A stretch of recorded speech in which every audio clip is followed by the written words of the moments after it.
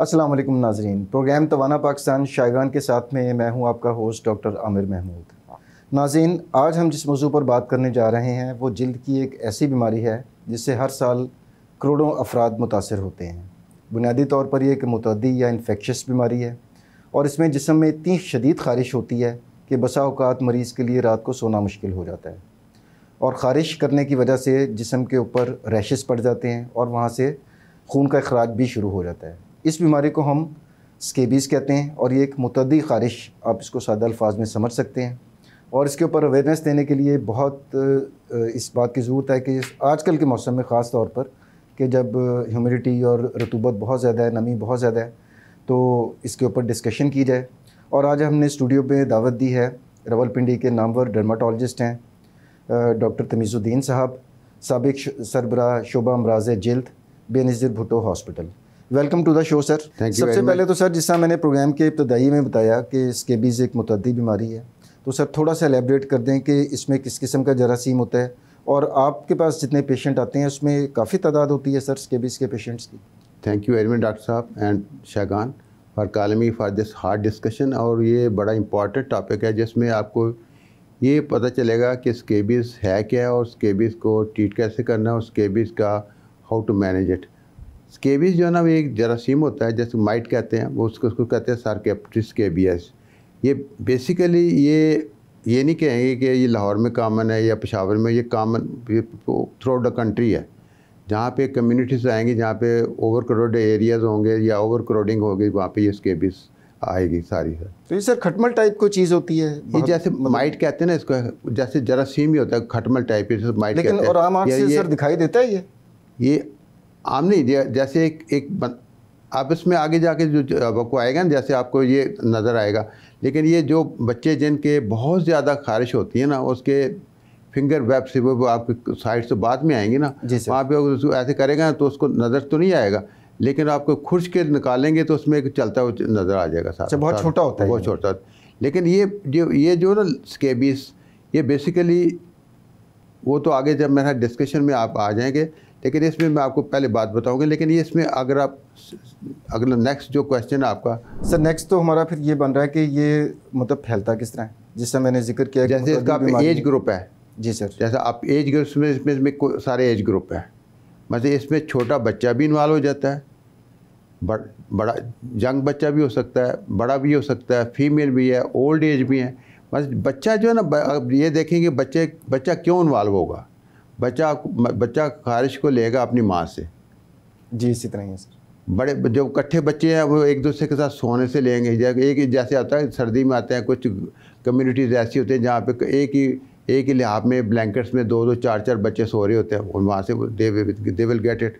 और दूसरा ये नहीं, ये आप ये देखेंगे कि आपका ये जो क्वेश्चन आगे जो आएंगे ना, ये स्केबीज़ क्यों आ रही होती है, वो कम्युनिटी बेस आ रही होती है। जैसे जिस कम्युनिटी में गैदरिंग ज़्यादा आएगी, यानी कि ऐसी की सिचुएशन के जहाँ पर ज़्यादा लोग इकट्ठे रह रहे हैं, जहाँ पे ज़्यादा लोग रह रहे हैं, भी शेयर हो रहा है, जिसना लिहाफ है, देखिए आपका जैसे आप कुछ, मैं ये नहीं कह सकता कि यहाँ पे मतलब जैसे हॉस्टल्स हैं। जी सर। मतलब जैसे आपका क्वेश्चन है, जैसे आपका ये कहाँ से ये फैलेगा, तो वो जो हॉस्टल्स हैं वो बच्चे इकट्ठे एक दफ़ा जैसे होता है, बच्चे यंग बच्चे ही होते हैं, डॉर्मेटरीज होती हैं, चार वो कहते हैं लोग एक ही रूम में रह रहे हैं, ज़्यादा है, आज इकट्ठे सो लेते हैं। जैसे टॉवल शेयरिंग भी हो जाती है सर। टॉवल शेयरिंग से आएगा, लेकिन बेसिकली आएगा आपको जब इकट्ठे सोएंगे। जी बिल्कुल सर। जैसे एक लिहाफ में 2 बच्चे सोए हुए हैं, 3 बच्चे सोए हुए हैं, या आपको हॉस्टल में बच्चे वैसे ब्लैंकेट्स में इकट्ठे सो जाते हैं जब सारे, या आपने जैसे कि कोई इज्तिमात होते हैं, जैसे वह इज्तिमा में जाएंगे, इकट्ठे बंदे लेटे और वहाँ पे एक दूसरे के साथ बिस्तर शेयर कर लेते हैं, वहाँ पे आ जाता है सारा कुछ। तो ये जो चीज़ें शेयरिंग है ना, आपने अगर स्केबीज़ को देखना है कि स्केबीज़ फैलती क्या, वो आपके बेसिक कम्युनिटीज़ में फैलेगी। जो अगर लहदा बच्चा सो रहा होगा तो फिर नहीं स्केबीज़ फैलेगी, फिर उस तक ही फिर उससे महदूद रहेगी। हाँ, जब बच्चे इकट्ठे सोएंगे या इकट्ठे आप बैठेंगे या हैंड शेकिंग करेंगे, मतलब एक बच्चे को ख़ारिश है, वो बच्चा उसके साथ दूसरे बच्चे के साथ हैंड शेक कर रही है, बड़ा है उसको हैंड शेक कर रहा है सर, बच्चे इकट्ठे खेल भी रहे हैं, तो खेल भी रहे।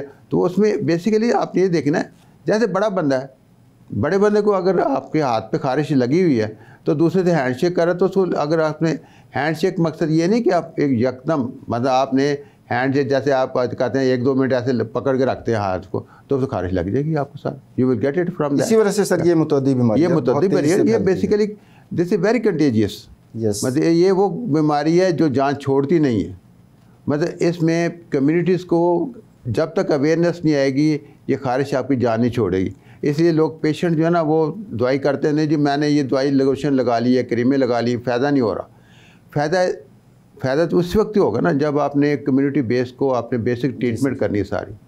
अभी तो सर जो आपने अभी गुफ्तगू फरमाई उसमें एक चीज़ मैंने बड़ी अलार्मिंग नोट की है कि इसमें कोई एज ग्रुप मुबर्रा नहीं है और ये बिला तफरीक इन्फेक्शन हो सकती है, यानी कि छोटा बच्चा भी है और बड़ा बुजुर्ग भी है, मर्द भी है औरत भी है, यानी कि ये तमाम लोगों का एक मसला हो सकता है। डॉक्टर साहब आप हैरान होंगे, ये बच्चे जो है ना माँ बच्चे को लेके आती है और बच्चे को ट्रीट कर रही है। बच्चा कितना है, वो 2 माह का है, 3 माह का है, 4 माह का है। अच्छा उसके जो बच्चे के साइन एंड सिम्टम्स होते हैं ना वो जो आपके, वो तो आगे जो आपका टॉपिक है उसमें आएगा, लेकिन बच्चे कहते हैं डॉक्टर साहब ये बच्चा सौ नहीं देता, इसमें बड़ी एलर्जी आई है। अब वो एलर्जी नहीं होती, basically that is scabies. Exactly. मतलब वो बच्चे को अगर जब माल आई ना उसको कहते हैं, मैं कहता हूँ बेबी आपने तो बच्चे को तो ले आई लेकिन आपने खुद तो ट्रीटमेंट नहीं कर रही। कहती डॉक्टर साहब मैंने तो है ही कुछ नहीं। मैं कहा आपको खारिश होती है? हाँ खारिश होती है और मेरे दाने भी हैं। तो फिर आप कहते कुछ भी नहीं। अच्छा, यानी कि वो माँ ये समझ रही है कि बच्चे को सिर्फ एक एलर्जी हुई है और बच्चे का इलाज सिर्फ लेकिन बेसिकली एलर्जी बच्चे को है, मुझे कुछ नहीं है, लेकिन मतलब वो स्प्रेड वो कर रही है। मतलब बेसिकली अगर बच्चा जो आपका 3 माह का है, 4 माह का, 5 माह का, तो बच्चा तो चल तो नहीं सारा, आउटडोर एक्सपोजर तो नहीं है उसका, आउटडोर एक्सपोजर भी नहीं है। वो क्यों फैल रही है? मतलब माँ फीड कराएगी, अब उसके जिसके माँ के पेट पे सारे दाने हैं उसके टांग बच्चा मार रहा है ना, मुंह भी फीड ले रहा है, ब्रेस्ट पे भी मुंह लगा रहा है, तो उससे की भी तो बात आ रही है। बच्चे के जो आपके साइन एंड सिम्टम होंगे वो डिफरेंट होंगे बड़ों से, ये ध्यान में रखें आप। जी सर। जो बच्चा बिल्कुल छोटा होता है उसके साइन एंड सिम्टम डिफरेंट होते हैं बड़ों से।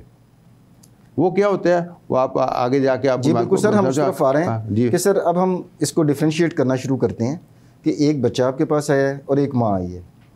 फ़र्ज़ करें कि दोनों को स्केबीज़ है।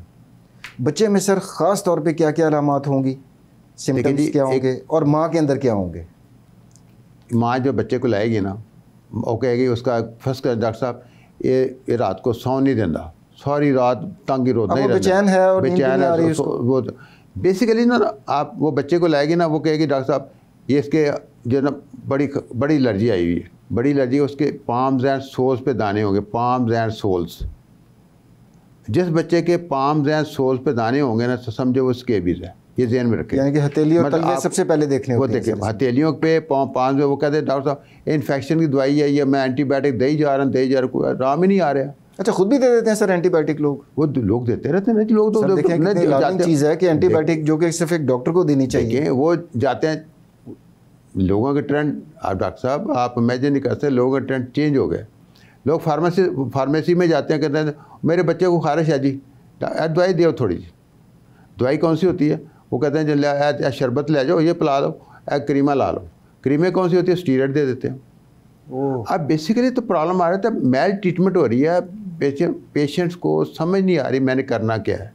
जी पेशेंट खुद जो है ना, असल बात यह है कि पेशेंट्स जो है ना आजकल मैं आपको सोशल मीडिया का दौर है सर, गूगल फिनोमेना है। वो बच्चे को वो अपने साइन एंड सिम्टम डालते हैं, वो निकाल लेते हैं, कहते हैं जी बच्चे को एलर्जी आ गई। अच्छा सर, बच्चों में तो आ गया कि तलवे और हथेलियाँ जो है ना उसके ऊपर बड़े दाने खारिश करके होंगे, जिस्म के और हिस्सों के ऊपर क्या असर होगा उसका? देखिए उस पर एक तो पाम्स एंड सोल पे दाने होंगे, इसका पूरा जिस्म भरा होगा। अच्छा, पूरा मतलब उसमें वो साइड्स इन्वॉल्व हुई, एटिपिकल साइड्स जो बड़ों में होंगी वो बच्चों में नहीं होंगी। मतलब बच्चों में पाम्स एंड सोल्स आएंगे, जैसे उसका ये ब्रेस्ट चीक्स है उसके माँ के ब्रेस्ट पे लग रहा है तो वहाँ पर नेक पे दाने आ जाएंगे। उसका ये सारा एरिया है जहाँ टांगे हैं सारी, वहाँ पे आ जाएगी सारे। मतलब ये तो छोटे बच्चों में जो आपके बेस को 3, 4, 6 माह के बच्चे होंगे। हाँ, बड़े बच्चों में जैसे जो बच्चा बड़ा होगा, जैसे बड़ा बच्चा जो बच्चे मदरसे जिसका बाहर भी आना जाना है, दूसरे बच्चों से जाना है, या बच्चे मदरसे में जा रहे हैं, मदरसे के बच्चे में जो खारिश आएगी ना वो अब उसके पाम्स एंड सोल्स पे आएगी, ये पाम्स पे वेब्स में आएगी। ये जो उंगलियों के दरमियानी जगह, ये स्केबीज की इंपॉर्टेंट साइट्स हैं, ये वेब्स, ये वाली सर जो उंगलियों के दरमियानी हाँ, जगह, आप जिनके यहाँ पे दाने हैं ना, यहाँ पे, तो समझो वो स्केबीज़ है, यहाँ पे दाने आ गए। दूसरा, उस बच्चे के अगर आपके अज़ाय मखसूसा पे दाने हैं, पेशाब की नाली पे उसके दाने हैं, तो फिर वो समझो कि उसके स्केबीज़ है बच्चे के। तो आपने वो अगर आप बच्चा कह रहे थे मुझे खारिश है, अगर वो दाने वहाँ पे आ रहे हैं और साथ, इसका मतलब you are 100% scabies, you have to treat the patient as scabies. और वो, लेकिन ये कम्युनिटी बेस है, इसमें आप कैसे कहेंगे जी आपको ये एक बच्चे को, वो तो एक बच्चा मदरसे में आता है तो वो एक बच्चा ही ठीक होगा ना, तो बाकी के जो लगी है तो वो कौन ठीक करेगा? एग्जैक्टली। तो वो तो फिर आपको अब हम बड़ों की ज़रा अलामात डिस्कस करें कि बड़ों में स्पेसिफिक बड़े में जो आगे, बड़े में जो बेसिकली आएंगे, एक तो ये वेब्स आ गए, ठीक है, एक इसके आर्मपिट्स आ गए, आर्मपिट्स के अंदर दाने होंगे, चाहे मेल है या फीमेल है। जी सर। फीमेल में अगर फीमेल के ब्रेस्ट पे दाने हैं तो स्केबीज़ के 100% में आ जाएगी। लोअर अब्डामन है, वहाँ पे दाने आएंगे, थाइज़ है, वहाँ पे दाने आ जाएँ, लेग्स है, वहाँ पे दाने आ जाएँ। अगर उसके अग़ज़ाए मखसूसा पे दाने आ गए हैं, जेनिटल्स पे आ गए हैं, टेस्टिकल्स पे आ गए हैं, तो वो अगर दाने हैं, अगर उसमें कुछ और ज़ख़म बना हुआ है तो वो तो और चीज़ आ जाएगी ना, लेकिन अगर दाने आ रहे हैं तो फिर वो आपको स्केबीज़ की तरफ चला जाएगा सारा। लेकिन ये डिफरेंशियल आपने, अगर आपको एक देखना पड़ेगा, ये पहले देखें कि इसके फैमिली में उससे हिस्ट्री लेनी पड़ेगी आपको। अगर हिस्ट्री लेते हैं, वो कहता है जी मेरी बीवी को भी दाने हैं, बच्चों को भी दाने हैं, तो फिर आपको you have to treat the patients. अच्छा सर, एज अ डॉक्टर अगर मैं बात करूं, क्योंकि मेरा भी आपके मतलब क्वालिफिकेशन के लिहाज से MBBS किया हुआ है, तो हमने एक, आपको याद होगा कि इच स्क्रैच साइकिल हमने एक पढ़ा था कि ख़ारिश हुई, आपने उसको सेटिस्फाई करने के लिए उस जगह को खुरचा, और खुरचने के बाद ख़ारिश मज़ीद शदीद हो गई। तो मैं चाहूँगा कि सर इसको भी थोड़ा सा एक्सप्लेन कर दें। देखें वो जो मुझे कहना चाह रहे हैं ना, वो ये है कि अल्सरेशन वगैरह भी हो सकती है ख़ारिश स्किन के। स्केबीज़ के जो ना, आप पहले तो स्केबीज़ के दाने हैं वो तो ख़ारिश करेंगे। जी सर।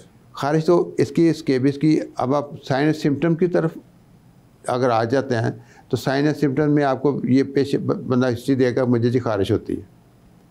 ख़ारिश वो कहते हैं कि जो ख़ारिश होती रात को ही है ज़्यादा। अगर आप एक क्वेश्चन करेंगे जी, आप अगर ठंड में जाएँ तो ख़ारिश, तो कहने जी ठंड में जाता हूँ तो ख़ारिश नहीं होती मुझे, जो मैं लिहाफ लेता हूँ, ब्लैंकेट लेता हूँ, या रज़ाई में जाता हूँ, या गर्म कमरे में जाता हूँ, ख़ारिश शुरू हो जाती है। मतलब वो माइट निकलता ही रात को है, ये ध्यान में रखें आप। अच्छा अच्छा। जो माइट है ना, उसकी माइग्रेशन जो है ना, जो बाहर ख़ारिश करेगा निकलेगा रात को ही, बस रात को निकलेगा, ख़ारिश शुरू कर देगा। जैसे उनकी हिस्ट्री होती है कि डॉक्टर साहब जो ही लिहाफ में बैठते हैं, जैसे सर्दी में आ गई है, जैसे अब आगे जाए आपका वेदर चेंज आता जाएगा, जैसे जिस दिन भी जैसे बारिश हो रही है, अब वो कहते हैं जी बारिश होती बड़ा मज़ा आता है, डॉक्टर साहब नहाते हैं ना, बिल्कुल ख़ारिश कुछ नहीं होती, नहाने में बड़ा मज़ा आता है। रात को जब जो ही सोते हैं फिर ख़ारिश शुरू हो जाती। तो इससे तो सर हम ये इसका मकसद है कि सकते हैं कि वो जो सार्कोप्टेस KBI नामी जरासीम है, माइट जो है, वो ठंडे एटमॉस्फेयर में अंदर चला रहता है उन दानों के, और जैसे ही थोड़ा सा उसको हीट मिलती है जिस्म को, जिस आप फरमा रहे हैं कि कमरे के अंदर आते हैं, रात को सोते हुए जब वो ज़रा से भी वो हुआ हीट वाला एटमॉस्फेयर, तो फिर वो बाहर निकल आता है और फिर वो ख़ारिश शुरू कर देगा। हाँ जी, वो देखिए माइट जब बाहर निकलेगा तो ख़ारिश शुरू कर देगा। इसी वजह से रात को फिर ज़्यादा शदीद हो जाती है। इसका करैक्टरिस्टिक ही है। अगर एक पेशेंट आपके पास है कि डॉक्टर साहब मैं सुबह बिल्कुल ठीक होता हूँ, जब काम पे जाता हूँ बिल्कुल ठीक है, रात को आके लेटता हूँ तो ख़ारिश हो रहा है, दाने आप इसको आपने ये पूछना कि दाने हैं, वो कहता है दाने हैं, तो उसको देखें, you have to make the diagnosis for that. अगर उसके स्पेसिफिक पॉइंट्स पे दाने आ रहे हैं, जैसे उसका जेनिटल्स हैं, लोअर अब्डामन है, फीमेल है, मेल है, जो हाँ, फिर तो आपको स्केबीज़ है। बच्चा अगर छोटा बिल्कुल आपके बच्चे को डायग्नोसिस मस्ट करना चाहिए कि पाम एंड सोल पे दाने आए तो you must treat the scabies. ये 100% में जाएँ कि आपको स्केबीज़ को ठीक है, माँ से हिस्ट्री लें कि उसको आपको ख़ारिश है कि नहीं, आपकी फैमिली में। जैसे ये नहीं कि माँ को ख़ारिश है, वो आपको अगर थोड़ा सा डेप्थ में जाएंगे, वो कहते जी ये दादी ने भी ख़ारिश थे, दादा पर भी ख़ारिश है, पीछे और भी लोग नहीं इन्वॉल्व, तो माँ से ले रहा है ना बच्चा, तो माँ से ले रहा है। एग्जैक्टली, कहीं ना कहीं तो आ रही ख़ारिश आ रही। तो भी आप ये आपको थोड़ा सा ना इसमें अगर ये कहे कि आपने स्केबीज़ को एज ए बड़ा सिंपल ले लेना, स्केबीज़ बड़ी सिंपल भी है और very difficult to treat it. ये ना कहेंगे आप स्केबीज़ को बड़ा इजी टू ट्रीट इट। मैंने देखा पेश वो कहते हैं डॉक्टर साहब 6 महीने हो गए दवाई लगाई जा रहे हैं, कोई राम नहीं आ रहा। वो राम कैसे आएगा? मतलब आपको उस तरफ ही नहीं जा रहे जिसमें आपने राम लेना है। यानी कि सोर्स ऑफ इन्फेक्शन तो उधर ही है, आप सोर्स ऑफ ट्रीट कर दिया, वो बच्चे को ट्रीट कर रहे हैं, बच्चा ठीक हो जाए, कहते बच्चा ठीक हो जाता है, फिर खारिश बच्चा फिर आ जाता है। बस वो खारिश कैसे लगवा, उसकी दादी को ठीक करें, नानी को ठीक करें, दादा को ठीक करें, बाप को ठीक करें, दूसरे बच्चों को ठीक, जो बच्चा इसको या आपकी मेट है, कोई सर्वेंट है, उसको पहले तो सर्वेंट को देखें ना, उस सर्वेंट को खारिश है कि नहीं, कहीं सर्वेंट को खारिश है तो बच्चे को नहीं फैला रही। तो आपको ये सारी एक चीज़ लेनी है। अब अगर आप पेशेंट को टाइम नहीं देंगे ना, आप कहेंगे नहीं जी, ओ हाँ ये जी हल्का सा एक्जिमा एलर्जी बगैर देखे तो ट्रीटमेंट दे देंगे, तो फिर तो तुक्के वाला काम है, फिर तो फ़ायदा कोई नहीं। डॉक्टर साहब आपकी बहुत अच्छी अप्रोच है कि आप प्रॉपर हिस्ट्री लें, हिस्ट्री बहुत इंपॉर्टेंट है। इसलिए देखिए अभी भी जो ना, अभी भी हम एज ए डॉक्टर, जैसे एक बंदे के पास 30-40 मरीज़ आते हैं, जल्दी में देख रहा है, तो वो ही विल स्किप द स्केबिस, जाहिर बात है, वो कहे खारिश है, दवाई कर ले जा। अब बेसिकली ना आपको हनेस्टली तौर पे एक प्रॉपर हिस्ट्री की जरूरत है, हिस्ट्री और काउंसलिंग, प्रॉपर हिस्ट्री और प्रॉपर आपने देखना डायग्नोसिस करना है, वो उसमें देखना सारा कुछ। जी सर, अब हम सर इसकी तशख़ीस की तरफ आते हैं। वैसे तो आपने जिस अच्छे तरीके से सर एक्सप्लेन किया है, तो मेरा ख्याल है कि जो व्यूअर्स देख रहे हैं उनको भी आइडिया हो जाना चाहिए। इसमें डॉक्टर साहब तशख़ीस तो काफ़ी हो गई है कि लेकिन मैं सर कुछ टेस्टों की तरफ आना चाह रहा हूँ कि कुछ टेस्ट कौन से ऐसे टेस्ट होते हैं जो इसमें देखिए टेस्ट में देखिए करवाने की जरूरत पड़ सकती है। टेस्ट जो ना, अगर आपको लेबॉरेटरी की तरफ जाएँ या सिर्फ क्लिनिकल डायग्नोसिस, इसमें आपको बेसिक आपको एज ए क्लिनिशियन जो ना डायग्नोसिस करना है। इसमें अगर इसमें तो फिर वही है, अगर आपको अगर टेक्निकली तौर पे जाएंगे कि जी स्केबिस है, इसको देखना है, स्केबिस जैसे यूरोप में जाएंगे, वो पहले स्केबिस है जी, फिर वो माइट को ऐसे यहाँ से निकालेंगे, बायोप्सी टाइप चीज़ लेंगे, बायोप्सी नहीं, वो सिंपल खुरचेंगे, ऐसे खुरचेंगे ना, वो तो पूरे निकालेंगे और निकाल के देखेंगे उसको अंडर माइक्रोस्कोप, वो माइट चलता नज़र आ जाएगा। बस वो तो माइट है, उसने चलना ही चलना है। तो वो स्केबिस का माइट होता है, वो सार्कोप्टेरिक स्केबिस है, उसको माइट है, उसको देख लें बस स्केबिस है, उसमें बायोप्सी नहीं होगी। मतलब बायोप्सी में आपने सिर्फ खुरचना। आप एक बच्चा देखें, एक बच्चा जब आपके पास आ रहा है उसका तो ये भरा हुआ है सारा, तो नज़र आ रहा है, जब इसके पास ये दाने आ रहे हैं तो उसमें क्लिनिकली ट्रीटमेंट करें। अगर यू थिंक इट के अगर बहुत ही कुछ होते हैं, जैसे बड़े पॉश एरिया के बच्चे होते हैं, वो कहते हैं जी हम तो डेली दिन में 3-3 4 दफ़ा, उसको डायग्नोसिस करना है, फिर उसको स्पेसिफिक पॉइंट्स पे जाएं। फिर उसको ज़्यादातर केसेस में आपने फरमाया कि सिर्फ उसकी हिस्ट्री और उसकी अलामात, उससे ही एक अच्छा डॉक्टर जो है वो डायग्नोसिस भी करें। देखिए डॉक्टर साहब, उसमें आपको डायग्नोसिस एक जैसा हमने तो ये करें कम्युनिटी बेस आ गया। एक होता है कि एक बंदा कहता है जी मैं डॉक्टर साहब मेरे बच्चे तो बड़े ठीक ठाक हैं, वो बीकन हाउस में पढ़ते हैं, वो उधर पढ़ते हैं जी, वो मेरे बच्चे आप तो दिन में 3-4। अब आपको you have to diagnose in a different manner. अब उसको देखना है, उसको कहें जी आपके घर में किसी को खारिश थी, वो कहते हैं हाँ जी आज 2-3 महीने पहले मेरे घर में कोई आए थे, उसमें खारिश थी। फिर बस आप देखना है, अगर उस बच्चे को खारिश है और दाने हैं उसके स्पेसिफिक पॉइंट, जैसे लोअर एब्डोमिनल में दाने आ रहे हैं, उसके जेनिटल्स पे दाने आ रहे हैं, फिर treat the patient as a scabies, treat 100%।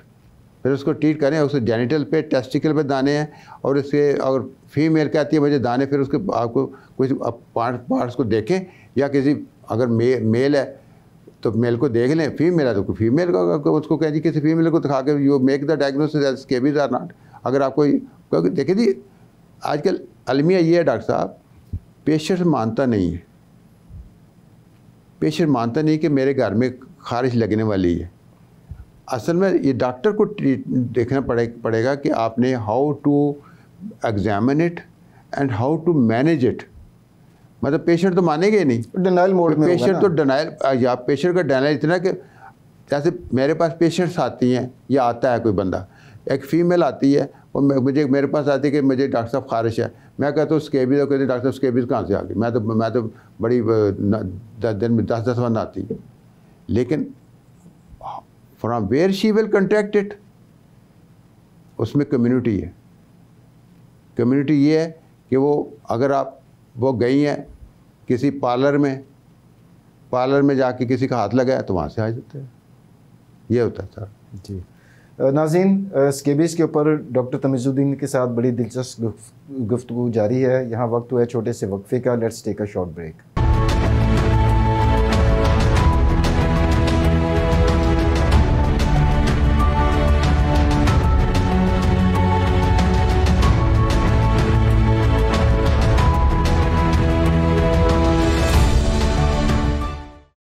Welcome back नाज़रीन।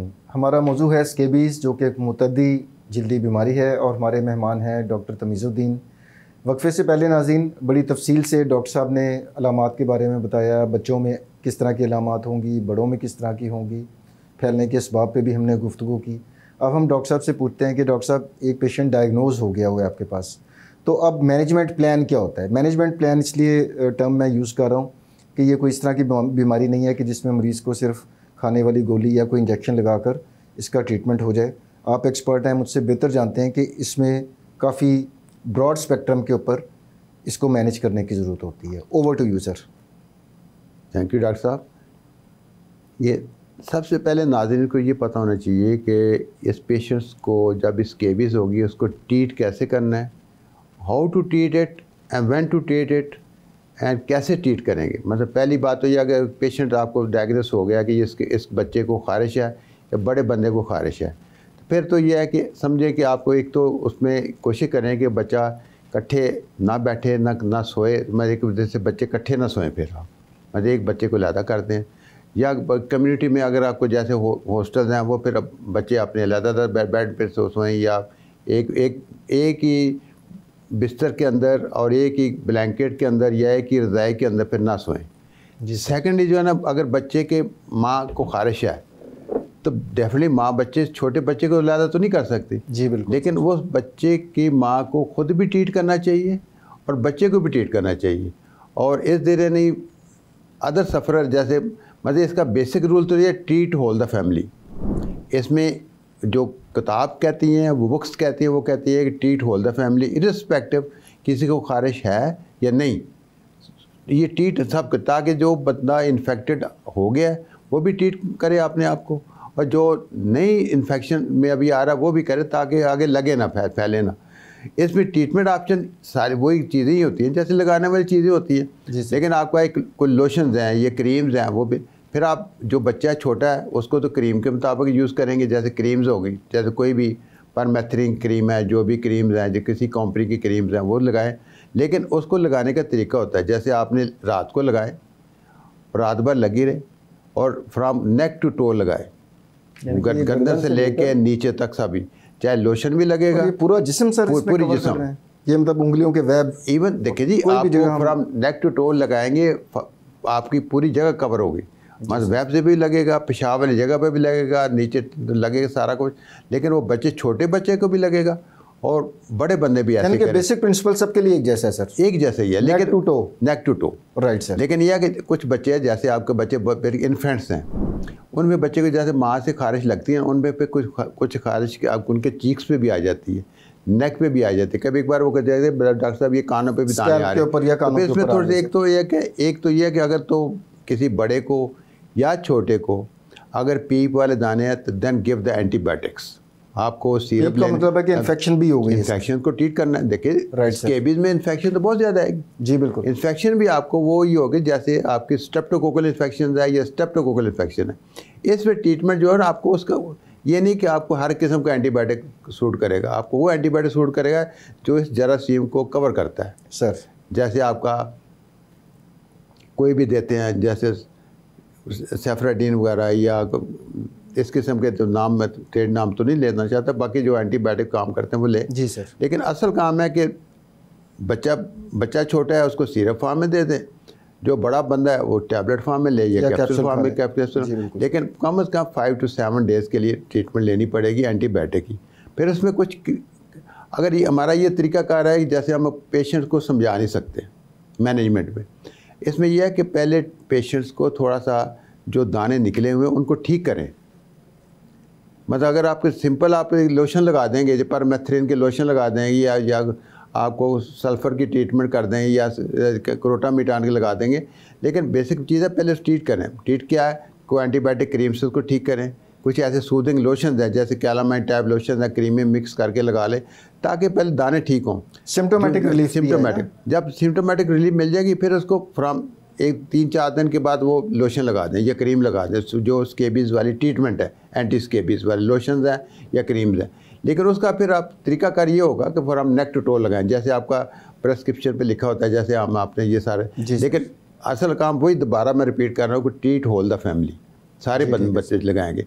अब ये देखना पड़ेगा कि ये स्केबीज़ जो आ रहा है आपको ट्रीटमेंट कैसे करनी है और क्यों करनी है, और पेशेंट को मैसेज क्या करना है। मैसेज ये करना है कि आपने एक तो आपने भी ट्रीट करना है, माँ ने बच्चे को ट्रीट कर रही है तो माँ भी ट्रीट करे, बाप भी ट्रीट करे, और सेकंड ले लीजिए थोड़ा सा कम्युनिटी बेस यह है कि बच्चे इकट्ठे ना सुलाएं फिर एक दूसरे के साथ।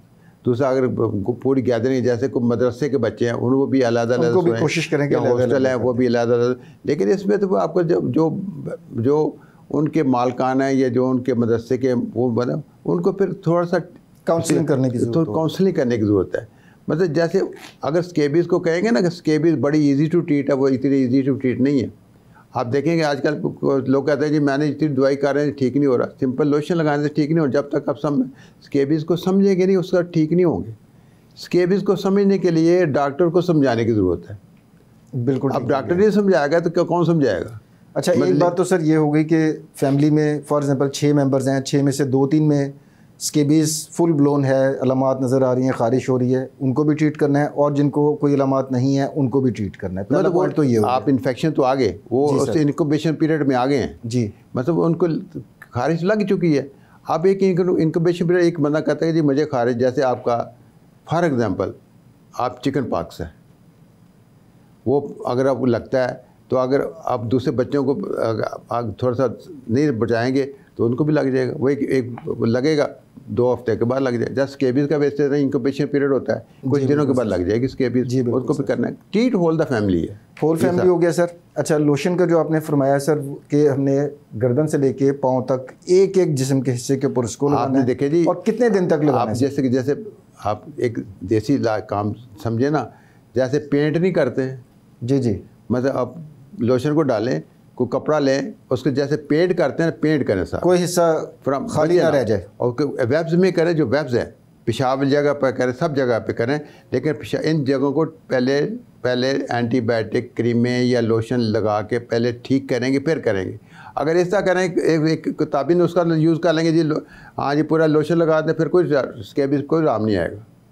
आपने इन्फेक्शन को पहले थोड़ा सा पहले ट्रीट करना है जी, ठीक है, तो फिर ट्रीट करना है। हमारा बेसिकली ये डॉक्टर ने समझाना है, या ऊपर से कोई फरिश्ता तो नहीं समझाएगा, या कोई और बंदा तो समझाएगा, डॉक्टर समझाएगा, काउंसलिंग करेगा सारा। हाँ, जो बंदा इस तरह करेगा दे विल बी बेटर। आप पेशेंट को कहें जी अगर आपके एक पेशेंट को स्केबीज़ है उसको ठीक करना है तो आपको थोड़े पैसे लगेंगे, ज़्यादा आप इतना फैलती जाएगी तो आपको तो पैसे लगते जाएंगे, लोगों फीसें भी देंगे तो पैसे भी लगाएंगे, ये तो आपको मल्टीपल प्रोग्राम हो गया। इसलिए बेसिकली पेशेंट को काउंसलिंग करनी है। काउंसलिंग करने के लिए फिर अब डॉक्टर ही करेगा, फिर और तो कोई नहीं करेगा। अच्छा सर, एक तो एंटीबायोटिक्स का आपने जिक्र किया कि खाने वाली शरबत हो सकते हैं, वो भी हो सकते हैं, टैबलेट्स कैप्सूल हो सकते हैं, उसके बाद आप लोशन भी लगाएं और वो नेक टू टो लगाएं, और कितने दिन तक सर ये करना ज़रूरी होता है? और उसकी कोई एहतियात भी करनी होती है कि मतलब दिन के किस हिस्से में लगाएं, कितने बजे लगाएं, वो सर वो भी तरीका मैं देखिए इसका ये है ना, ये आपको आपने पहले ट्रीट कर लिया, थोड़े दाने को ठीक कर लिया जी, फिर आप एक लोशन को लगा दें परमेथ्रिन को, लेकिन किताबें जो कहती हैं वो कहते हैं सिंगल डोज पाकिस्तान में नहीं काम कर रही। एफिकेसी वाइज मतलब देखिए जो आप यही होता है, कोई अच्छी कंपनी का लगा लेंगे वो शायद वो काम कर जाए, अगर माड़ी कंपनी को लगाते रहेंगे तो फिर अल्लाह ही आफत है जी सर। मतलब बेसिकली आपको एक दफ़ा लगाएंगे लेकिन 2-3 हफ्ते बाद इसको रिपीट कर लें। इसमें आजकल कुछ टैबलेट्स भी आई हुई हैं जो आपको खाने के लिए होती है, स्केबीज़ वाली।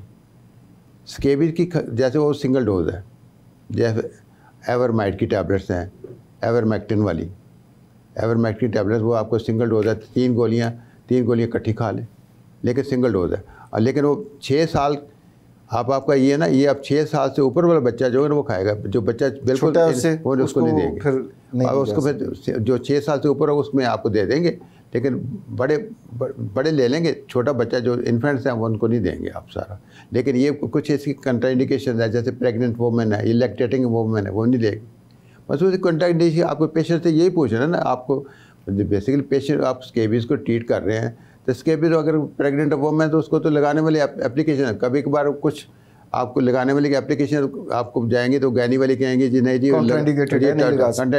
लेकिन बेसिकली आप उनसे मशवरा कर लेंगे जी मैं क्या क्रीम लोशन लगाएं, तो वो तो उनसे वो फिर मैं तो ये कहता हूँ जी हाँ जी गैनी के डॉक्टर से मशवरा कर लें कौन सी मैं क्रीम लगा लूँ, कौन वो आपको बता दें कि फिर जैसे करना है। लेकिन कुछ चीज़ें जो आपको लोकल लग रही होती है वो तंग नहीं कर रही होती, जैसे आपको क्रोटामिटान है वो तो काम नहीं कुछ नहीं करेगी, या थोड़ा सा ये परमेथ्रिन भी इतना टॉक्सिक नहीं, हाँ सल्फर वगैरह ट्रीटमेंट है ये इस किस्म की जो पुरानी ट्रीटमेंट वो ज़्यादा प्रॉब्लम करती है, लेकिन वो ना लगाएं सिंपल में ये। लेकिन सल्फर वाली ट्रीटमेंट तो वैसे ही आजकल इतनी यूज़ में नहीं होती। हम कुछ कंपनियों के लोशंस आते हैं जैसे सल्फर मिक्स होते हैं वो जो थोड़ा सा मॉडिफाई हो जाता है वो तो बेहतर हो जाता था, उसमें कोई मसला नहीं। सर कपड़ों के बारे में भी बता देना कि क्या सिर्फ किस वक्त ये करना चाहिए लोशन लगाने, लेकिन ये लगाना रात को ही होगा। एक तो रात को लगाना, एक रात को लगाएं। फ्रॉम तो कपड़ों का क्या करेंगे सर? कपड़े तो जैसे आप रात को जो आपका नाइट जो कपड़े पहने उसको चेंज करेंगे आप सुबह, पर दोबारा तो उसको यानी कि जो मरीज ने लगाने से पहले कपड़े पहने हुए हैं वो तो चेंज हो जाएंगे,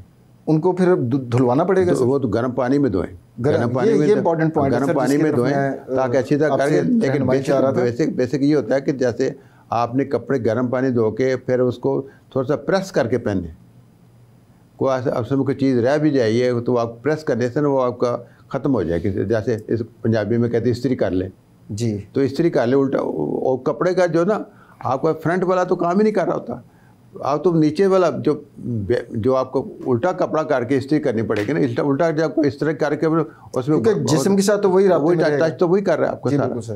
तो इसलिए वो जो चीज़ है ना ये आपको फिर कवर कर आपको ये। अच्छा सर, एक तो ये हो गया कि जो उसने पहले कपड़े पहने हुए थे उनको आप डालें वॉशिंग मशीन में, धुलवाएं गर्म पानी में, और उसके बाद प्रेस अंदर से करके अगले दिन आपने वो पहनने हैं। जो रात को उसने नहाने के बाद वो नहाया पेशेंट, उसने लोशन आपके हिदायत के मुताबिक लगाया, उस वक्त बिल्कुल साफ़ सुथरे कपड़े पहने। उसको देखें रात को जो पहनेगा तो साफ़ ही पहनेगा ना जी, फिर अगले दिन सुबह वो दोबारा तो वो गर्म पानी में धो ले उसको भी फिर, यानी कि नहीं लोशन लगाने के बाद जब आपने अगले दिन पहने तो नॉर्मल कपड़ों पे आ जाएगा ना जी। जिस दिन लोशन लगाना है उस दिन आपने वो कपड़े जो पहनने हैं ना उसको धोना है, ठीक है। बाकी जो स्केबीज वाले कपड़े वो तो नाइट सूट पहन रहा है वो तो रूटीन में चेंज कर रहा है और दूसरे दिन चेंज कर रहा है वो तो चेंज कर रहा है, लेकिन वो भी चेंज इसलिए कर रहा है तो चाहिए कि उल्टा करके इस्त्री करके पहना के, ताकि अगर उसमें माइट शेड लगा हुआ है तो वो साफ़ हो जाए करे। लेकिन असल थोड़ा सा प्रिवेंटिव मेजर में ये आएगा कि आप थोड़ा अगर आप किसी बंदे को खारिश है वो गैर ज़रूरी तौर पर किसी के साथ हैंड शेक ना करे, समाजी फासला थोड़ा सा समाजी फासला रखे, हैंड शेक ना करे। सेकेंडली फिर आपको जैसे बच्चे होते हैं जैसे गले मिलना है तो आपको खारिश कपड़ों में तो कुछ नहीं लगेगी खारिश, लेकिन अगर तो बाकी बॉडी टच आ गया तो खारिश लग जाएगी। बिल्कुल सर ऐसा नहीं है। अच्छा सर, जो आपने तरीका इलाज बताया बड़ा अच्छा मुफस्सिल तरीके से आपने उसको एक्सप्लेन किया। अब अगर फ़र्ज़ करें हमारे यहाँ पर गुर्बत भी बहुत ज़्यादा है, कई दफ़ा लोग, और जिस तरह आपने फरमाया कि सिर्फ एक फ़र्द नहीं सबको ही ट्रीट करना है तो काफ़ी एक्सपेंस भी ज़ाहिर बात है पेशेंट का हो सकता है। कुछ लोग हो सकता है इलाज ना करवा सकें, ये अगर नहीं होता इलाज तो स्केबीज़ की क्या कॉम्प्लिकेशंस हो सकती है? देखिए जी इलाज कॉम्प्लिकेशन को तो बाद में ट्रीट करें, लेकिन इलाज छोटा इलाज इतना महंगा भी नहीं है। स्केबीज़ के लोशंस क्रीमें इतनी महंगी नहीं है। ये तो बड़ी खुशाइन बात है सर कि सस्ता इलाज इतनी महंगी नहीं है। आपका मतलब एक लोशन लगाना है ना वो आपको 60-70 रुपये में लोशन आ जाता है, 50 रुपये अच्छी कंपनी का महंगा आएगा, थोड़ा सा सस्ता आ जाएगा, कुछ तो लगाएंगे। लेकिन जो अगर आपको वे नहीं लगाएंगे, कुछ कहते हैं जी डॉक्टर साहब वो जाके वहाँ पे एक बंदे नहाते हैं वहाँ ठीक हो जाते हैं। उसका मैकेनिज़्म क्या है? उसका मैकेनिज़्म है जहाँ पे वो नहाते हैं ना वहाँ पे उस चश्मे में सल्फ़र होता है बेसिकली। जब सल्फ़र में नहाएंगे स्केबीज़ तो ठीक होगी। लेकिन मैं तो उसको कहता हूँ ठीक है, अगर आपको यू वांटेड कि अगर आप क्या कहते हैं किसी इलाके में जाएंगे वहाँ पे चश्मे में नहाएंगे या तालाब में नहाएंगे वहाँ तो सल्फ़र है, सल्फ़र नहा लें जाके, वो नहाएं ठीक, लेकिन अनहाइजेनिक कंडीशन ना यूज़ करें कि एक ही तालाब में सारे नहा रहे हैं तो सारे जाके बेड़ा गर्क करो अपना तो फिर तो यही होगा ना। फिर इसमें अगर आप वहाँ नहाएं इसके बाद एक अपना अलग शावर ले रहे हैं आके घर में, ताकि वो आपका जिस्म में गंदगी आएगी वो साफ़ हो जाए सारी। लेकिन अगर आप ये कहते हैं गुर्बत क्रीम में लगाने से लोशन तो लगाना पड़ेगा डॉक्टर साहब। जी सर। लोशन का कोई हल कोई नहीं है। आपको लोशन किसी भी कंपनी का ले लें, अच्छा ले लें, लोशन ले लें, उसको लगाएं, सिंगल एप्लीकेशन है, 100 रुपये में अगर आप बच्चा ठीक हो जाए, या 200 में, तो इससे ज़्यादा क्या आपको। सर आजकल तो सस्ती से सस्ती एंटीबायोटिक भी 500-600 से कम नहीं आ रही। तो एंटीबायोटिक तो उस वक्त यूज़ करेंगे जब आप एंटीबायोटिक अगर नहीं ट्रीट करेंगे तो। अगर एक बंदा, अगर आप पेशेंट शुरू में आता है वो तो खारिश के साथ आता है, उसमें हल्का सा लोशन क्रीमिशे में लगा के ठीक करके लोशन लगा ठीक हो जाएगा। लेकिन अगर आपको 2 महीने तक लगे रहेंगे फिर तो उसके दाने सारे आ जाएंगे। देखिए स्केबीज की कंप्लीट बेसिक इन्फेक्शन है। अब एक बच्चा है ही इम्यूनो कॉम्प्रोमाइज़ है और एक बंदा डायबिटिक है, ठीक है जी, और डायबिटिक पेशेंट्स और नॉर्मल पेशेंट में तो फ़र्क तो आएगा जी, बिल्कुल। ट्रीटमेंट भी डिफ़र कर जाएगा थोड़ा सा। और एक इम्यूनो कम्प्रोमाइज बंदा है वो भी अनहाइजीनिक कंडीशन में बंदा, ये लेबर क्लास का बंदा है, इकट्ठे रह रहे हैं सारे, उनमें भी फ़र्क पड़ जाएगा सारा। उसमें आपको ये देखना पड़ेगा कि आपने पेशेंट्स को क्या राय देनी है और पेशेंट को क्या बताना है, क्या करना है, उसमें फिर मुझे बता दें। आप अगला आपका जो क्वेश्चन है वो मुझे बता दें, वो क्या करना है, कहना है। अगला तो सर अब मैं प्रिवेंशन की तरफ ही आ रहा था, आपने अच्छा किया मुझे उस तरफ लीड कर दिया कि ख़ास तौर पर जो आपने हाई रिस्क जगह बताई हैं कि जैसा आजकल का मौसम चल रहा है, तो जहाँ पर नमी बहुत ज़्यादा हवा के अंदर है, तो जहाँ पर लोग इकट्ठे रह रहे हैं, जिस तरह हॉस्टल्स हैं, मदरसे हैं, डॉर्मेट्रीज़ हैं, वर्किंग लोगों के भी तो हॉस्टल्स हैं ना, वहाँ पर भी लोग इकट्ठे रह रहे हैं। कौन कौन सी सारी एहतियाती तदाबीर उनको करनी चाहिए कि इसको प्रिवेंट कर दें? प्रिवेंशन जो है ना बड़ी आसान है। अब हम वही हमारा इस्लाम का सुनहरी असूल सफाई निस्फ़ ईमान है। सफाई निस्फ़ ईमान है। ठीक है। अगर हम कहते हैं ना कि हमने एक पाश पोश एरिए पे हमने प्रिवेंशन करनी है, देखिए अगर एक हॉस्टल में बच्चे रह रहे हैं ना, हॉस्टल में रह रहे हैं, एक चादर ही है ना, आप चादर लेके नीचे सो जाओ जाके अलहदा। अब ये तो नहीं कि आपने इकट्ठे सोना है, अब ये पूरा दोनों इकट्ठे मिल के सोना है, तो जाती है। फिर आप पेशेंट को तो आपने काउंसलिंग करनी है, यार ये थोड़ी सी खारिश लगने वाली है, इसको अवॉइड करें, इसकी कॉम्प्लिकेशंस हैं, कॉम्प्लिकेशन में आपको बड़े बड़े प्रॉब्लम फंस जाएंगे।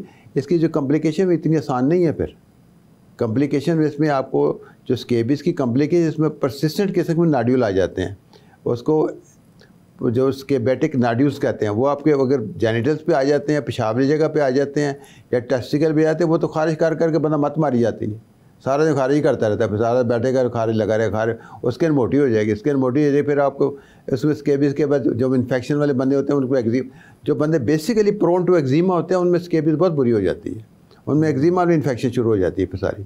तो आपको ये समझना चाहिए कि जो बंदा एक्जिमा वाला है उसको स्केबीज की ट्रीटमेंट करें, पहले सही करें, फिर एक्जिमा को भी साथ ट्रीटमेंट में, या नाड्यूल लाने से पहले आपको क्रीमी में लगाएं, उसमें फिर कुछ क्रीम लगानी पड़े। आप देखें इसको महंगा करना आपने पेशेंट ने खुद ही है। अगर पेशेंट ठीक नहीं होगा तो ट्रीटमेंट ऑप्शन तो आगे महंगे से महंगे उत्तर होते जाएंगे। तो सबसे ऑप्शन ये है कि treat the family in good manner early. जो अर्ली ट्रीटमेंट आएगी वो बेटर होगी, लंबी आगे जाके ट्रीटमेंट होगी वो आपके बस भी होगी और महंगी भी होगी, वो महंगी हो जाएगी सारी। आपने कम्युनिटी अगर ये कहते हैं कि आप लोगों को ये इकट्ठे ना सुलाएं तो आप तो मानेंगे, कौन मानेगा। लेकिन एक ये इन्होंने उनको कहें जी आप सोएं ज़रूर, लेकिन नीचे कारपेट बिछा हुआ है या मैट्रेस, अलग मैट्रेस से सो जाएं आप। मतलब मैं तो बच्चे को कहता है, जैसे बच्चे आते हैं ना छोटे, कहते हैं बच्चे डॉक्टर साहब कितने सोइए हूँ, मैं कहना एक सराहने सो आ जाएगा और एक ने पुआंदिया सुला जाएगा। When there is a will, there is a way।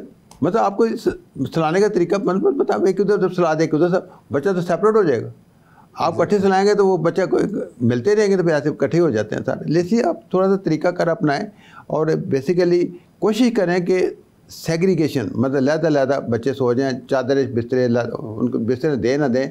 गर्मी में तो कोई प्रॉब्लम ही कोई नहीं होता, सर्दी में ही प्रॉब्लम आते हैं कि लिहाफ लेना है, ब्लैंकेट लेना है, ये करना है, वो करना है। गर्मी में तो बड़ा कॉमन से चीज़ है, चादर पकड़ें नीचे सो जाएं या बेड पर दूसरे बेड पे सो जाएं, इस तरह कर लें साहब जिससे। तो सर जिससे आपने हॉस्टल्स का और डॉर्मेट्रीज़ वगैरह का जिक्र किया, तो मेरे जहन में ऐसी एक सजेशन सी आ रही थी कि ये बिल्कुल सादा सी हिदायत हैं, अगर इस तरह के इदारों में इस तरह के कोई अवेयरनेस पोस्टर्स लग जाएँ कि ताकि जहाँ जो वहाँ पर लोग रह रहे हैं उनको भी अवेयरनेस हो थोड़ी सी, तो आप इस बारे में क्या कहते हैं सर? देखिए जी, आपकी सजेशन तो बहुत वैलिड है। पहले तो इस सजेशन को हमें उन मदरसों में कहना चाहिए जिन मदरसों में ज़्यादा तालिब इल्म इकट्ठे सोते हैं, लेकिन उनमें पहले मौलमीन को बताएं कि ये स्केबीज़ है, लेकिन उसमें बताने के लिए आपको सॉफ्ट मैन मिलने चाहिए और अच्छे बताने वाले मिलने चाहिए। तो लेकिन मेरी ये जो फार्मा की कंपनीज़ हैं, मैं तो कहता हूँ ये जाके कभी मदरसों में जाएं, कुछ अवेयरनेस प्रोग्राम रखें और उनको थोड़ा सा डोनेट कर दें लोशंस, मतलब सदका जारी है आपका। इसमें ये एक मेरे सजेशन, जैसे मदरसे हैं, जैसे कुछ जहाँ पे मदरसे बच्चे इकट्ठे वहाँ पे मोहल्ले में ये स्केबीज़ है, ये खारिश है, इनके लिए डोनेट कर दें, ये सारे बच्चों को लोशन लगाने जिनको खारिश है, डॉक्टर से मशवरा करके। तो या किसी को डॉक्टर को साथ ले जाएं, जीपी को ले जाएं, किसी को साथ ले जाएं, उनको दिखा दें कि जिस स्केबीज़ है तो ट्रीटमेंट कर दें। लेकिन वो आप एक आप लोगों के लिए सदका जारिया हो जाएगा, वो एक अल्लाह ताला की तरफ से बेहतरी हो जाएगी और आपके लिए दुआ खैर कर देंगे सारा। बिल्कुल ठीक है सर। अब हम प्रोग्राम की सर आखिर की तरफ जा रहे हैं और मैं चाहूँगा कि इस मौजू की मुनासबत से आप सारी गुफ्तगू का जो खुलासा है मुख्तसरन सर वो एक पब्लिक को एक मैसेज देखिए जी, बारे में दे दीजिए सर। मेरी तो पेशेंट्स के लिए एक ही राय है। नंबर 1 एक तो ये है कि पेशेंट को ट्रीट करें, लेकिन पहले डायग्नोसिस इस्टेब्लिश कर लें कि ये खारिश है कि नहीं, स्केबीज़ है तो उसको ट्रीट करें इन गुड मैनर। सेकेंडली जो है ना, पेशेंट को अर्ली ट्रीट करें, early to treat it better to treat it, मतलब ट्रीट होल द फैमिली। एक बंदे को खारिश है, सारे बंदे दवाई लगाएं। तीसरा ये है कि थोड़ा सा जिसको खारिश है एक दूसरे के साथ सेग्रीगेशन में रहें। चौथा ये है कि ये इकोनॉमिकल कंडीशंस हैं, ये स्केबीज़ की ट्रीटमेंट इतनी महंगी नहीं है, इसको किसी से फार्मेसी वालों से या पूछने के बजाय ना डॉक्टरों को दिखा के ट्रीटमेंट लें। ये मेरा टेक होम मैसेज है कि किसी को दिखाएं, स्केबीज़ है तो उसके स्केबीज़ को ट्रीटमेंट करें। ये मेरा गुड है सर। आखिर में नाज़रीन, मैं डॉक्टर तमीज़ुद्दीन साहब का बाज़ाब्ता तौर पर शुक्रगुज़ार हूँ कि इतने अहम टॉपिक के ऊपर आज इन्होंने टाइम निकाला और मुझे उम्मीद है कि आपको हमारे पिछले प्रोग्राम्स की तरह तवाना पाकिस्तान शायगान के साथ कि ये एपिसोड भी बहुत पसंद आई होगी। अगले प्रोग्राम तक के लिए डॉक्टर आमिर को इजाज़त दीजिए। अल्लाह हाफ़िज़।